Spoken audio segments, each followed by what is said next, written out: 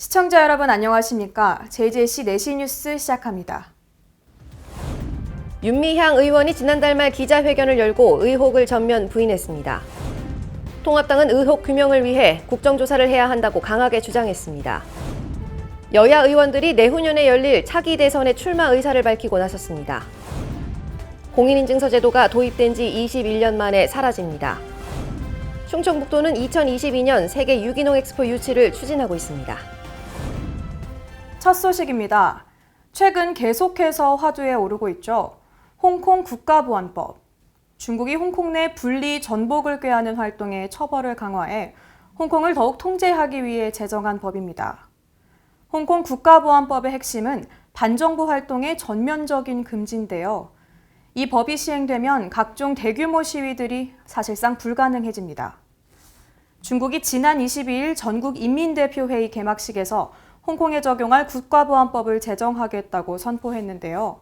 해당 법안에 반대 뜻을 밝혀왔던 미국은 이 법안이 통과하자 그동안 홍콩에 부여했던 특별지위를 철폐한다고 밝혔고, 이에 홍콩보안법이 향후 미중 갈등의 또 다른 뇌관으로 부상하고 있습니다.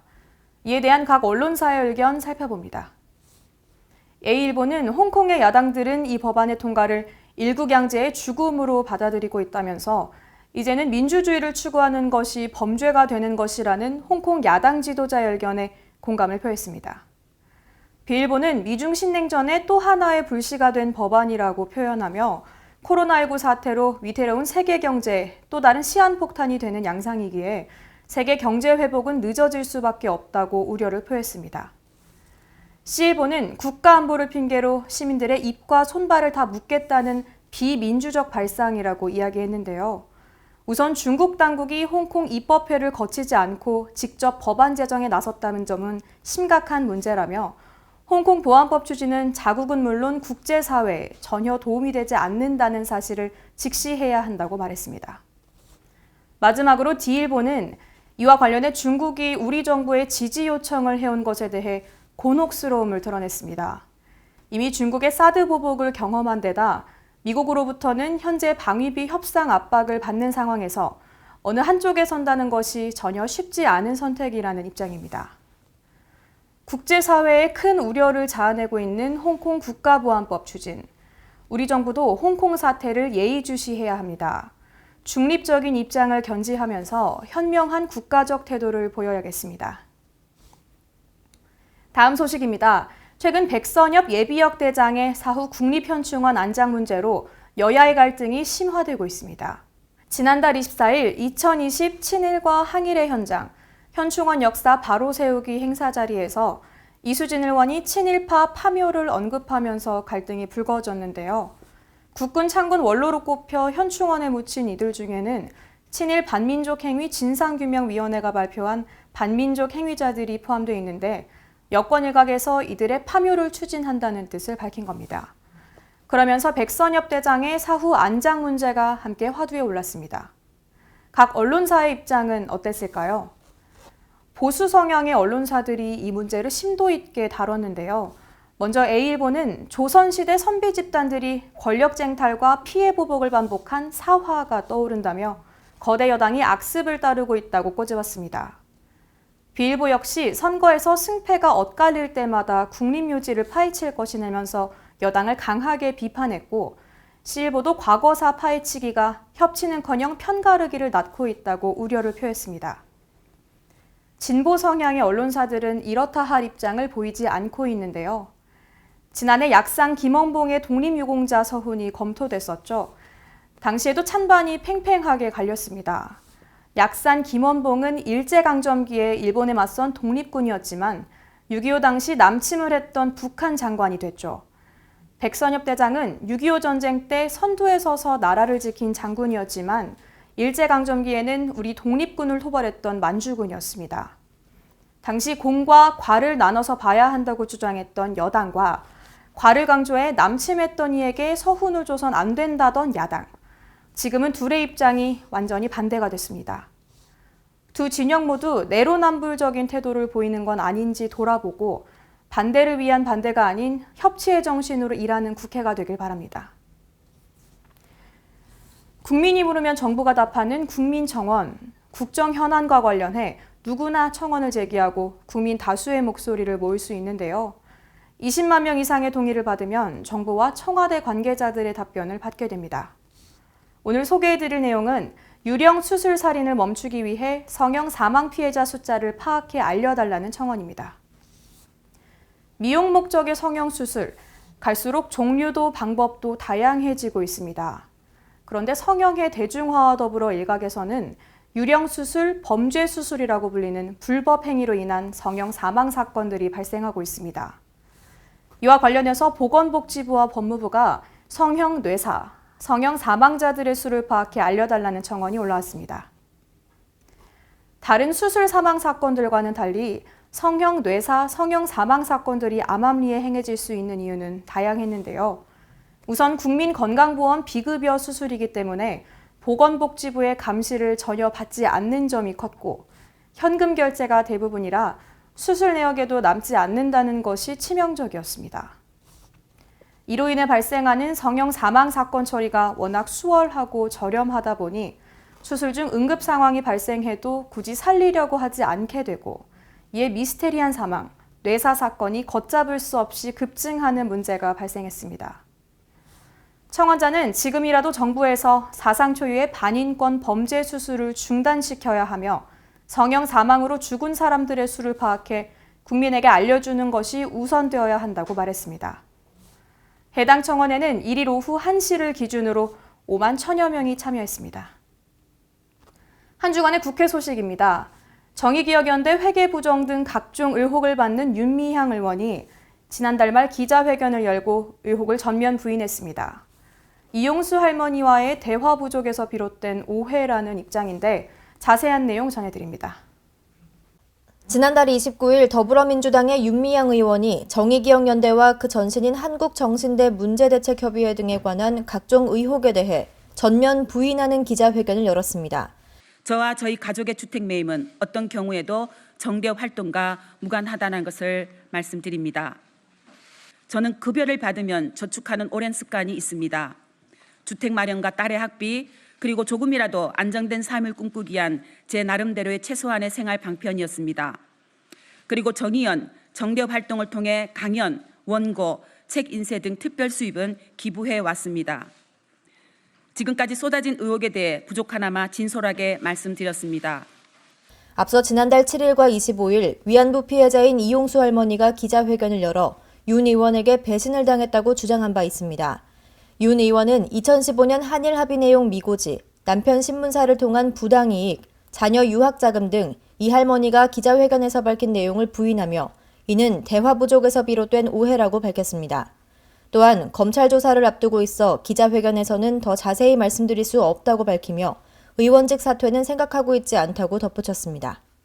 미래통합당 주호영 원내대표는 윤미향 의원의 의혹을 밝히기 위해 국정조사를 해야 한다고 강하게 주장했는데요.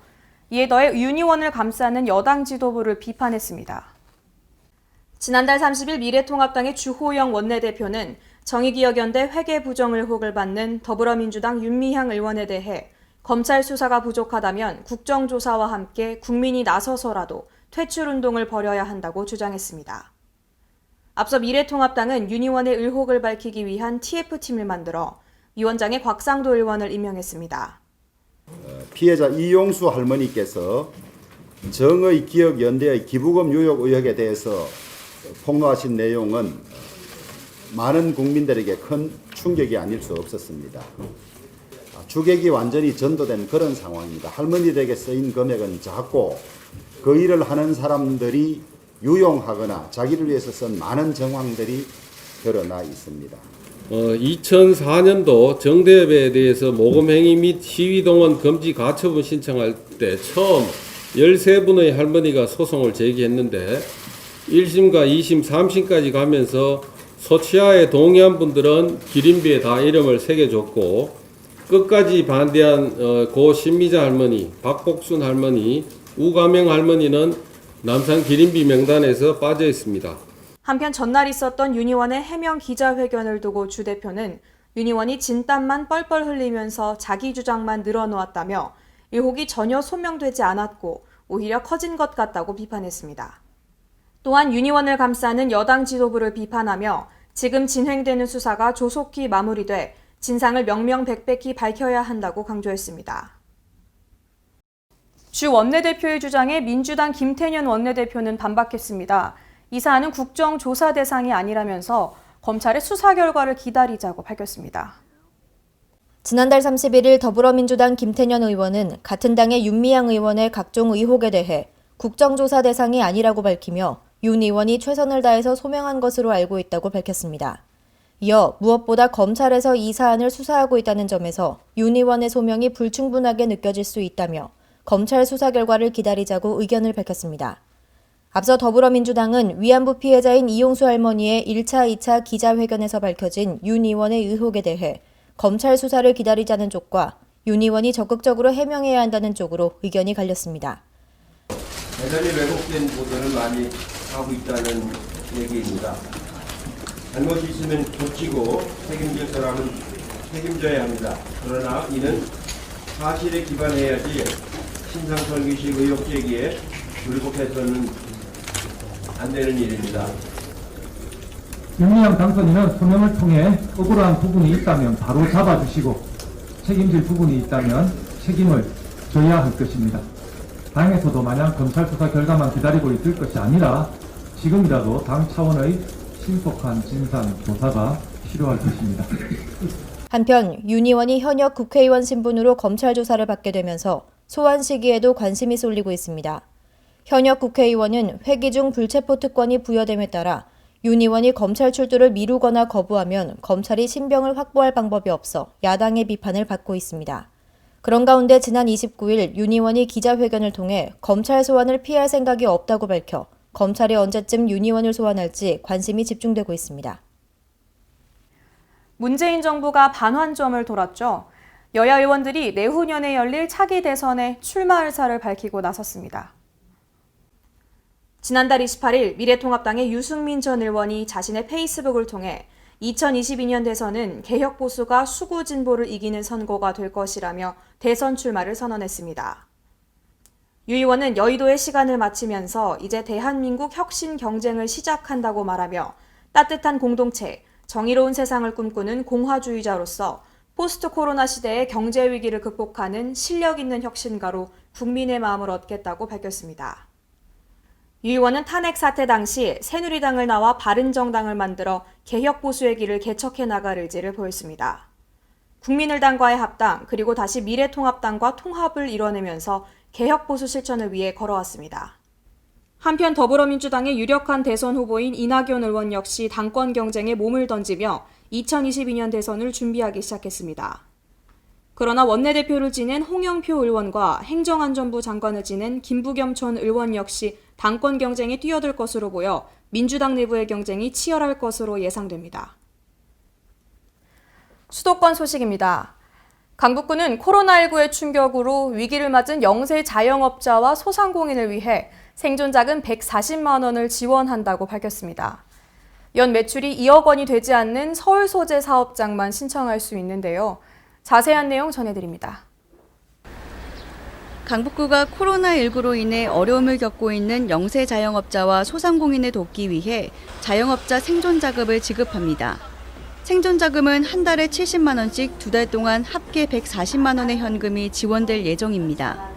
지원 대상은 올해 2월 말 현재 6개월 이상 영업을 한 서울 소재 사업장으로 유흥업소나 향락성 업종은 제외되며 지난해 연 매출액은 2억 원 미만이어야 합니다. 온라인 접수는 6월 30일까지 서울시 자영업자 생존자금 홈페이지에서 신청하면 되고 출생연도 끝자리에 따라 진행되는 마스크 요일별 오보제와 동일한 방식으로 진행됩니다. 6월 15일부터 운영되는 방문 접수의 경우 구비 서류를 갖춰 평일 오전 9시부터 오후 5시까지 강북 문화예술회관 1층 전시실에 마련된 접수 창구를 이용하거나 강북구 지역 내 우리은행을 내방하면 됩니다.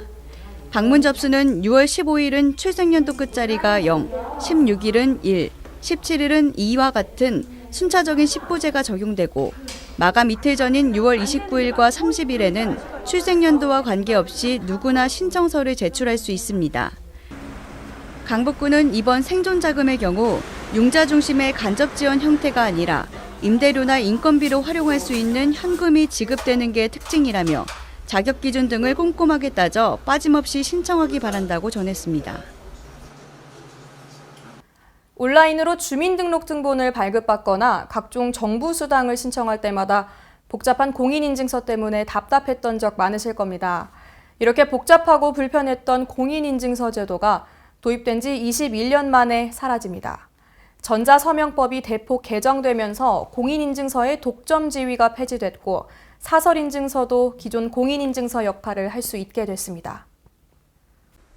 개정안이 시행되는 오는 11월부터 원하는 인증 방식을 골라 사용할 수 있습니다. 기존 공인인증서도 사용할 수 있기는 하지만 편의성을 갖춘 민간 서비스에 밀려 폐지 수순을 밟을 것으로 보입니다. 공인인증서는 1999년 인터넷 활용 초기 정부와 금융기관 홈페이지에 본인 인증용으로 처음 도입됐습니다. 아직도 정부 관련 사이트에서 활용되고 있어 생체 인증이나 간편 인증이 보편화된 최근까지도 발급 건수가 꾸준히 늘었습니다. 하지만 발급 과정이 복잡하고 PC와 스마트폰 간 호환이 불편한 데다 휴대용 저장 장치를 들고 다녀야 하는 등 많은 불편함 때문에 이용자들의 비판을 받아왔습니다. 요즘같이 개학이 연기되는 때는 더욱 아이들의 돌봄에 공백이 생기지 않도록 노력해야 합니다. 의왕시는 지난해 문을 연 다함께 돌봄센터를 시작으로 본격적인 돌봄 서비스를 제공하기 위해 다함께 돌봄협의체를 구성하고 위원을 위촉했습니다. 5월 20일 시청 소회의실에서 김상돈 시장을 비롯해 차정숙 부시장, 김학기 시의원 등 위원 14명이 참석한 가운데 의왕시 다함께 돌봄협의체 위원을 위촉하고 위원회를 열었습니다.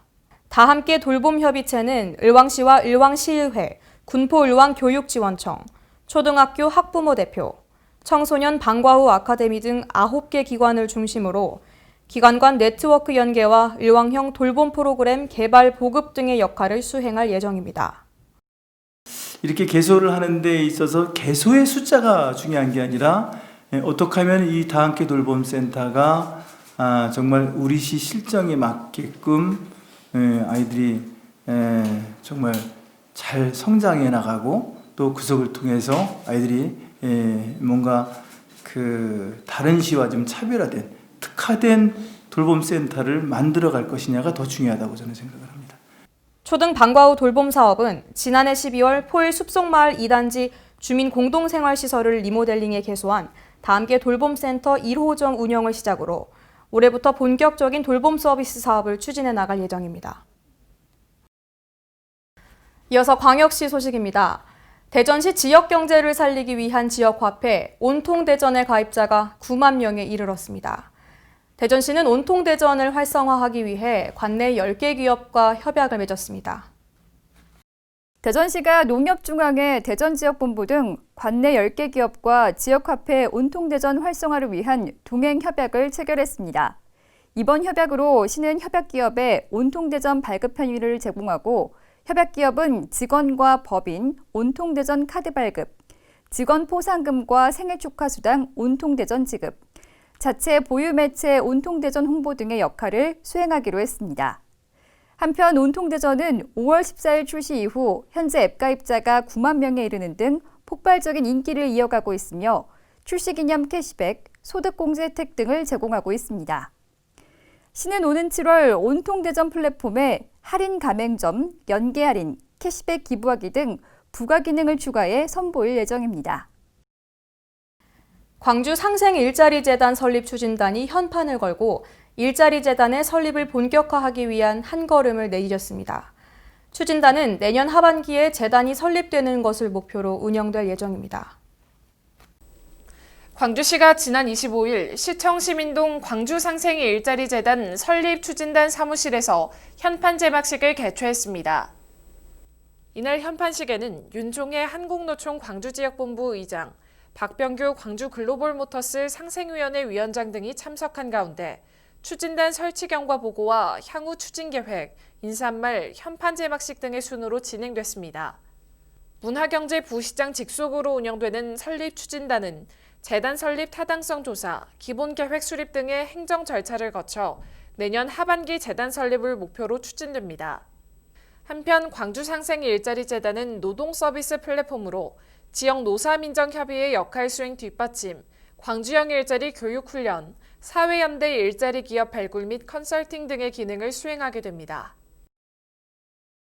강원도 소식입니다. 강릉단오제는 유네스코 인류 무형문화유산으로 등재된 소중한 우리의 문화입니다. 코로나19의 여파로 올해 강릉단오제는 그 규모를 대폭 축소해 열립니다. 재래에 사용할 수를 빚기 위해 쌀을 모으는 신주미 봉정과 신주빚기로 단오제의 시작을 알렸습니다. 강릉시장이 제주를 빚을 때 사용하는 신주미와 누룩을 내리는 신주미 봉정 행사와 이 신주미를 가지고 강릉 단오제에 사용할 신주를 빚는 행사인 신주빚기가 펼쳐졌는데요. 올해는 코로나19의 확산을 방지하기 위해 관계자 중심으로 진행됐습니다. 올해 강릉 단오제는 온라인 단오제로 치러지는데요. 6월 21일부터 28일까지 유튜브와 페이스북 등에 개설되는 단오TV 채널을 통해 만나보실 수 있습니다. 관노가명극과 강릉농악, 학사노독대기 등의 전통 공연은 사전 제작을 통해 송출되고 신통대길 길놀이는 다큐로 제작할 예정입니다. 단오굿은 해설을 더해 라이브로 실황 중계하고 신주미 봉정 챌린지, 단오노래 연산홍 챌린지 등이 펼쳐질 예정입니다. 코로나19 감염 차단을 위해 임시로 휴관했던 횡성한우체험관이 지난달 20일 다시 문을 열었습니다. 지난 2월 24일부터 임시 휴관에 들어갔던 횡성한우체험관이 방문객들에게 다시 개방됩니다. 횡성군은 코로나19 종식 시점까지는 방역 지침 준수를 전제로 횡성한우체험관을 재개관한다고 밝혔는데요. 관람객은 방문 시 마스크를 착용해야 하며 방문 대작 작성 및 발열 체크를 거쳐야 합니다. 또한 층별 관람 인원 20명의 관람 시간 2시간으로 제한을 두며 체험 신청 대표자에게 생활 속 거리두기 지침을 별도 교육하는 등 코로나19 감염 방지에 만전을 기할 방침입니다. 한편 횡성한우의 역사와 문화 등 횡성한우의 모든 것을 다양한 테마로 즐길 수 있는 횡성한우 체험관은 그동안 지역 주민뿐 아니라 관광객들에게도 큰 호응을 얻으며 인기리에 운영되고 있습니다. 충청도 소식입니다. 충청북도는 2022년 세계 유기농 엑스포 유치에 나섭니다. 엑스포가 열리면 72만 명의 관람객이 방문할 것으로 예상해 382억 원 이상의 경제 효과가 기대됩니다. 충청북도와 괴산군이 지난 2015년 성공적으로 개최한 세계 유기농 엑스포 유치를 추진합니다. 개최년도는 오는 2022년으로 국제행사 승인 준비에 나서고 있습니다. 2022 괴산 세계 유기농 산업 엑스포는 2022년 9월 30일부터 10월 16일까지 유기농에 여는 건강한 세상을 주제로 괴산군 유기농 엑스포 공원 일원에서 개최할 예정입니다. 엑스포가 열리면 세계 유기농업 운동연맹과 아시아 지방정부 유기농협의회 등 18개국 213개 회원단체가 참여할 전망입니다. 특히 72만 명의 관람객을 유치해 382억 원 이상의 경제 효과가 기대됩니다. 충청북도는 지난해 12월 말 농림축산식품부를 거쳐 기획재정부에 엑스포 개최 계획서를 제출한 상태입니다. 최근 기재부가 국제행사 승인 여부와 관련한 절차를 진행 중인 것으로 알려졌습니다. 지난달에는 대외경제정책연구원이 타당성 조사를 괴산읍 동진천 일원에서 실시했습니다. 이 자리에서 충청북도는 엑스포 추진 계획을 비롯해 정부 정책과 괴산 세계 유기농 산업 엑스포의 연계성을 설명했습니다. 또한 충북 유기농 산업 현황과 친환경 농산업의 공익적 가치를 설명하며 엑스포 개최 필요성을 강조했습니다. 기재부는 타당성 조사 결과를 바탕으로 국제행사 심사위원회를 열어 승인 여부를 결정할 계획입니다. 금강유역환경청은 자연환경이 잘 보존되고 자연 친화적으로 생활하는 마을을 지정해 지원해오고 있는데요. 보령시 독산마을이 이 자연생태 우수마을로 지정돼 지난달 현판식을 열었습니다. 보령시는 지난 15일 웅천읍 독산 1, 2에서 자연생태 우수마을 지정 현판식을 가졌습니다. 이날 행사에는 김동일 시장과 박하준 금강유역 환경청장 등 관계자와 마을 주민 등이 참석했습니다. 금강유역 환경청에서 지정하는 자연생태 우수마을은 자연 친화적인 생활 양식을 가꿔 나가는 마을을 지정해 지원하는 프로그램입니다. 독산마을은 222세대 408명이 거주하고 있는 전형적인 농촌마을이며 소황사구는 2005년 생태경관보전지역으로 지정고시 돼 자연환경 생태계가 잘 보존되고 있습니다. 다음은 경상도 소식입니다. 양산시의 육아종합지원센터는 장난감과 도서를 택배로 보내주는 서비스에 이어 대면 접촉을 최소화한 워킹스루로도 대여할 수 있게 했습니다. 대여를 원하는 회원은 육아종합지원센터 누리집에 있는 장난감과 도서 목록을 참고해 반드시 전화 예약 후 회원 카드를 지참해 방문해야 합니다. 한편 워킹스루는 센터 입구에 설치된 부스를 통해 대여 및 반납하는 방식으로 휴관 종료 시까지 기존 택배 서비스와 함께 운영합니다. 포항시는 감염병 대응과 함께 다른 재난 대비에도 최선을 다하고 있습니다. 다가오는 여름철 태풍 등으로 인한 자연재해를 최소화하기 위해 합동점검반이 안전점검에 나섰습니다. 포항시는 지난 3월부터 여름철 자연재난 대비 사전 점검을 실시했으며 20일 합동점검반을 구성해 최종 점검을 마쳤습니다. 이번 점검은 자연재난에 선제적으로 대응하기 위해 인명피해 우려 지역 28개소, 침수 우려 취약도로 2개소, 둔치주차장 13개소, 재난예경보시설 102개소 등에 대해 실시됐습니다. 이를 통해 보수 보강 조치는 물론 시설 정비 및 보강 등에 대한 긴급 계획도 수립했습니다. 이와 함께 이강덕 포항시장은 20일 환호동 일원의 환호지구 급경사지 정비공사 현장을 방문해 사업 추진 현황 및 안전관리 상황을 점검했습니다. 환호지구 급경사지는 환호공원 해안 측 비탈면으로 경사가 가파르고 이암층으로 이루어져 있어 집중호우 시 잦은 토사 유출과 낙석이 우려되는 곳입니다. 시는 해당 지역에 대한 정비 사업의 필요성을 행정안전부에 지속적으로 건의한 결과 총 사업비 146억 원을 투입해 정비 사업을 진행 중입니다. 이번 사업은 2021년 11월 준공 예정이며 현재까지 5만 세제곱미터의 토석을 절취하는 등 공정률 18%를 보이고 있습니다. 시는 재해 취약 지역 점검으로 자연재난에 선제적으로 대응하며 시민의 생명과 재산을 보호하기 위해 꾸준히 노력할 계획입니다. 전라도 소식입니다. 여수시가 일자리 창출과 지역경제 활성화를 위해 동부가 LNG 허브터미널 구축 사업의 투자 협약식을 열었습니다. 이번 협약식에는 전라남도와 여수시 7개의 투자기업 관계자들이 모여 LNG 터미널 건설과 터미널 이용에 관해 협약을 체결했습니다. 여수시 묘도동에 지어질 LNG 허브터미널에는 1조 3천억 원이 투입됩니다. 투자 분야는 LNG 저장시설 4기, 저반부두와 하역에 필요한 설비로 고용 유발 효과는 36,800여 명에 이릅니다. 동부가 LNG 허브터미널은 탈원전, 탈석탄과 같은 신정부 에너지 정책을 반영해 국내 발전용과 산업용 수요처에 LNG를 공급하는 사업입니다. 본격적으로 신도시 개발에 나선 완주 삼봉지구에서 펌프카 불법 세척으로 인한 폐수로 골머리를 앓고 있습니다. 보도에 김가영 기자입니다. 전북 완주군에 위치한 삼봉지구. 이곳 신도시 조성 공사 현장에서 콘크리트 타설 작업이 진행되고 있습니다. 타설이 끝나자 오염 방지를 위한 장비도 없이 세척을 진행해 폐수가 다 흘러넘칩니다. 이렇게 흘러내린 폐수는 지하로 스며들거나 하수구로 들어가 환경오염의 심각성이 우려되는 상황입니다. 더욱이 해당 펌프카 업체는 수질 오염 방지 시설조차 없던 것으로 확인됐습니다. 완주군의회 김재천 의원은 해당 사실에 대해 강력한 조치를 취하겠다는 의지를 드러냈습니다. 먼저 이러한 부분이 발생한 부분에 대해서 우리 국민들에게 죄송하다는 말씀 먼저 전해드리고요. 다시는 이러한 일들이 발생하지 않도록 관련자에 대해서는 엄격하게 사법 처리를 요청할 예정이고요. 앞으로 이러한 부분에 대해서 현장에 대한 관리 감독을 좀 강화하도록 하겠습니다. 신도시 조성을 위해 박차를 가하고 있는 완주 삼봉지구. 공사 현장은 콘크리트 폐수로 몸살을 앓고 있습니다. 지금까지 전북에서 김가영이었습니다. 장수군은 농업인들을 돕기 위해 농기계 임대료의 절반을 지원합니다. 김가영 기자가 자세한 내용 전해드립니다. 장수군이 코로나19 확산에 따른 인력 부족 등의 어려움을 겪고 있는 농가를 돕기 위해 농기계 임대료 50%를 지원합니다.